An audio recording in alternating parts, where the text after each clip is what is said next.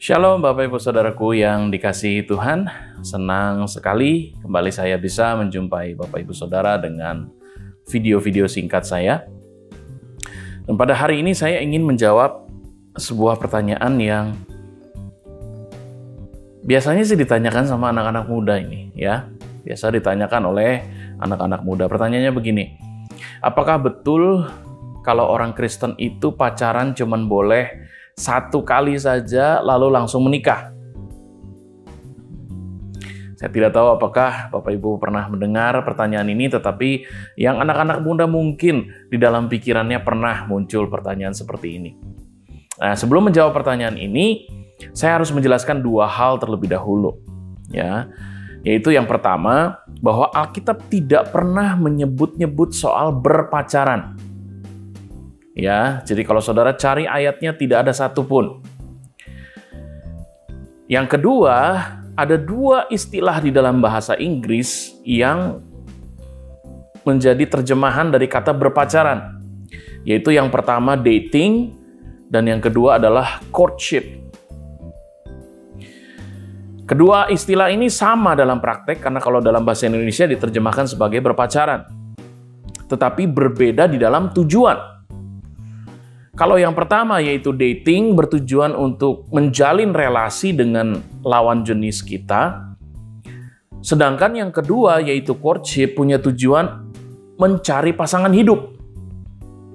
Jadi meskipun secara praktek hal-hal yang dilakukan oleh kedua kegiatan ini sebenarnya sama saja, tetapi dalam keseriusan dalam menjalani hubungan itu amat jauh berbeda, ya.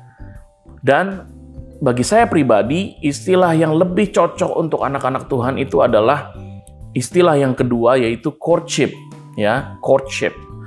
Nah, tentunya kalau saya bicara tentang cara berpacaran ya atau cara praktek berpacaran baik dalam dating maupun courtship, yang saya maksudkan di sini jelas adalah cara berpacaran anak-anak Tuhan yang seharusnya, yaitu berpacaran kudus. Dan tentunya ini adalah suatu topik yang untuk lain kali, tetapi saat ini saya ingin secara khusus berbicara tentang courtship ini, ya. Nah, sekarang kita kembali kepada pertanyaan di awal tadi. Kalau orang Kristen emangnya cuma boleh pacaran satu kali saja lalu langsung menikah ya? Nah, tentunya melihat tujuan dari courtship, maka ini adalah istilah yang lebih cocok atau lebih ideal bagi anak-anak Tuhan pada umumnya, ya, courtship. Jadi anak Tuhan seharusnya melakukan courtship gitu. Tetapi kalau kita mau jujur, apakah semua anak Tuhan yang mencari pacar akan langsung menemukan pasangan hidupnya? Tentu tidak dong, ya. Banyak sekali kejadian di mana ketika sungguh-sungguh serius niat berpacaran, dari awal sudah niat, tujuannya adalah untuk mencari pasangan hidup. Tetapi karena satu dan lain hal hubungannya kandas di tengah jalan. Salahkah mereka jika gagal dalam menemukan pasangan hidup dalam satu kali pencarian? Lalu nanti kemudian ada anak-anak Tuhan lain yang akan bicara, wah kamu sih kurang berdoa, atau kamu sih kurang peka mendengar pimpinan Tuhan, dan lain sebagainya. Ujung-ujungnya jadi menghakimi. Ya. Jadi kalau mau jujur, menurut saya, pemahaman berpacaran cuman boleh satu kali saja, itu berpotensi menghasilkan pergumulan di dalam pernikahan. Saya akan jelaskan begini. Beberapa waktu yang lalu saya pernah membuat video tentang bagaimana Tuhan memberikan kepada kita kebebasan untuk memilih pasangan hidup kita sendiri, ya. Tetapi tentunya Tuhan memberikan koridor-koridor yang jelas yang tidak boleh dilanggar, ya. Karena koridor-koridor tersebut sesuai dengan firman Tuhan. Dan ini menjadi landasan kita, menjadi acuan kita di dalam memilih pasangan hidup, ya. Nah, namun bahkan ketika kita sudah mengikuti koridor-koridor tersebut dengan setia, tetap masih ada kemungkinan kita bertemu dengan orang yang mungkin tidak cocok dengan kita secara karakter, ya, atau dalam cara pandangnya terhadap hidup. ya, atau mengenai prinsip-prinsip hidupnya tuh berbeda dengan kita.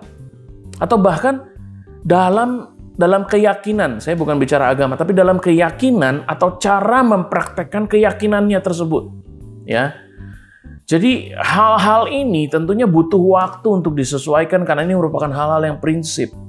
Dan jika waktu berpacaran itu singkat lalu langsung menuju pernikahan, maka masa-masa penyesuaian atau dalam tanda kutip masa-masa berantemnya ya pastinya di masa-masa awal pernikahan. Bahkan ada juga pernikahan yang tidak pernah bisa menyesuaikan perbedaan-perbedaan ini simply because the differences were too great.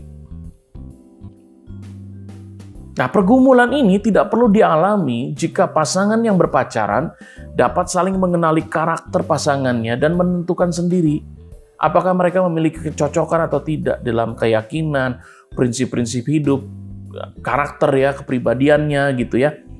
Dan ini yang terpenting. Jika salah satu pasangan atau bahkan kedua pasangan merasakan adanya ketidakcocokan karena salah satu hal yang mendasar ini, maka seharusnya mereka memiliki kebebasan untuk mengakhiri hubungan pacaran tersebut tanpa harus merasa takut melanggar ajaran kekristenan. Ya, paham ya? Harusnya ada kebebasan untuk menentukan sendiri. Ini nanti kalau dilanjutkan rasanya kita justru akan terlalu banyak berkonflik. Mungkin in the end kita bisa menyesuaikan, tetapi konflik-konflik yang berkepanjangan saya rasa saya tidak sanggup untuk melewatinya. Sehingga ya jangan diteruskan. Lalu mungkin ada yang bertanya begini, kenapa kalau di Alkitab sepertinya proses berpacaran itu langsung ke pernikahan? Nggak ada lah proses kawin cerai seperti yang terjadi sekarang ini. Bahkan para kakek nenek yang sering dijodohkan orang tua, mereka masih langgeng sampai sekarang gitu loh. Ya, saya hanya bisa menjawab bahwa tindakan perceraian dewasa ini sudah semakin bisa diterima sebagai hal yang lumrah. Tidak ada lagi perasaan bersalah, sehingga tidak ada lagi rasa komitmen yang kuat untuk mempertahankan suatu rumah tangga. Sebagai data saja, ada peneliti yang menemukan 41% pernikahan pertama berakhir dengan perceraian. Bayangkan, 41%. Itu hampir setengahnya, saudara. Dan rata-rata usia pernikahan itu 8 tahun. Coba bayangkan. Dan sebagai hamba Tuhan, saya sedih dengan kenyataan ini. Karena pertengkaran yang bersumber dari perbedaan prinsip sebetulnya bisa dicegah dengan proses berpacaran yang benar. Yaitu saling mengenal kepribadian, cara berpikir, prinsip-prinsip hidup masing-masing pasangan. Dan ini yang penting juga, tidak bertindak terlalu jauh dalam hubungan fisik. Sehingga jika memang ditemukan ada potensi perselisihan paham dalam hal-hal yang mendasar tadi, tidak sulit ya untuk memutuskan hubungan. Karena kekudusan di dalam berpacaran tidak dilanggar, dan ketika hati mereka nanti Tuhan sudah pulihkan, mereka lalu bisa mencoba lagi untuk mencari pasangan hidup yang sesungguhnya gitu ya. Jadi ini kuncinya juga, tidak bertindak terlalu jauh di dalam hubungan fisik ya, sehingga nanti akan menjadi ada kerumitan-kerumitan. Dan saat ini jika ada di antara saudara-saudara yang menyaksikan video saya merasa sudah terlanjur berada dalam pernikahan yang penuh dengan pergumulan, dan ada sedikit penyesalan dalam hati saudara. Saudara kemudian berkata, coba dulu saya tidak mengiyakan untuk menikah dengan pasangan saya ini. Saya mau berdoa buat saudara agar Tuhan meneguhkan komitmen di hati saudara untuk mempertahankan rumah tangga saudara dan memberikan hati yang lembut kepada saudara dan pasangan. Agar setiap perbedaan tidak dihadapi dengan sikap mau menang sendiri. Malah ada perasaan saling mengalah dan saling memberi kesempatan. Jangan menyerah. Tuhan akan terus menopang pernikahan Bapak Ibu, saudara-saudaraku semuanya. Demikian video singkat saya ini, saya harap cukup menjawab pertanyaan yang tadi, dan Tuhan Yesus memberkati Bapak Ibu Saudara semua.